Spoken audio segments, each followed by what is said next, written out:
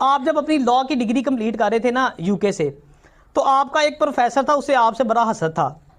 تو ایک دفعہ لنچ کا ٹائم تھا، پروفیسر نا جناب بیٹھ کے اپنی ٹیبل پہ کھانا کھا رہا ہے، آپ نے اپنی ٹرے اٹھائی کھانے کی اور جا کے نا اس کے ساتھ جا کے بیٹھ گئے. اب اس سے یہ بات ہضم نہ ہوئی، اس سے برداشت نہ ہوئی. اس نے کہا مسٹر جنا، کیا تم نہیں جانتے کہ پرندہ اور خنزیر ایک ہی جگہ پہ بیٹھ کے نہیں کھا سکتے؟ آپ نے فرمایا اس کا مطلب ہے مجھے دوسری ٹیبل پر فلائی کر جانا چاہیے. اب اس سے یہ چیز برداشت نہیں ہے کہ میں نے سور کہہ دیتا ہے، خنزیر کہہ دیتا ہے میں نے.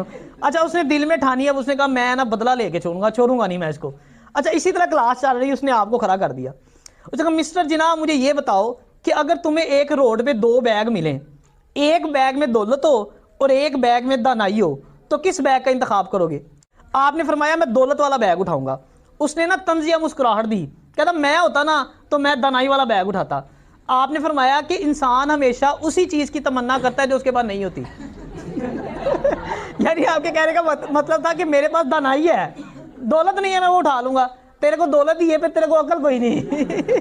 تو اسی طرح جب آپ نے اپنی لا کی ڈگری کمپلیٹ کی نا، تو جب آپ نے باقاعدہ یہ پروفیشن جو ہے وکالت کا جوائن کیا، تو آپ نے تھوڑے ہی عرصے میں نا بہت نام کمایا.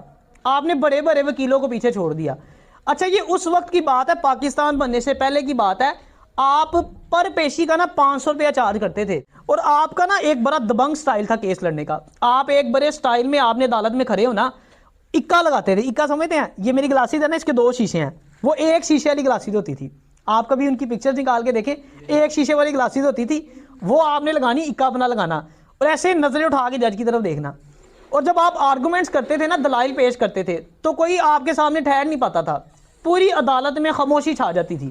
جیسے لیکچر ہو رہا ہے سارے خاموش ہیں نا، اسی طرح وہ پوری عدالت میں خاموشی ہو جانی. اور جب آپ نے آرگومنٹس پیش کرنے، اپنے آرگومنٹ سے آپ جج کو قائل کر لیتے تھے.